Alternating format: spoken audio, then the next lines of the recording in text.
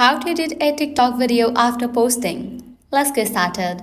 Launch your TikTok app. Make sure you have already logged into your account. You'll land to the home page. Now, head over to the profile page. Once you're on this page, you're gonna find all the videos that you have uploaded. Now head over to any of the video that you wanna edit.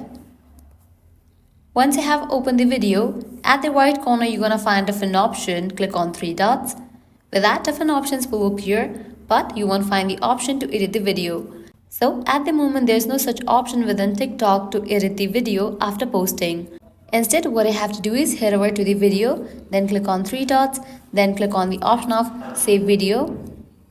Once you have downloaded the video, again re-upload it, click on this plus option.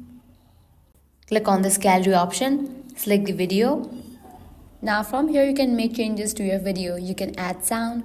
Likewise, you can use these features given over here. You can add text, stickers, filters, and once you are done, you can click on the option of next. So that's a wrap for this video. At the moment, this is the way to edit a TikTok video after posting. If this guide was helpful, don't forget to like, share, and subscribe to our channel. Thanks for watching.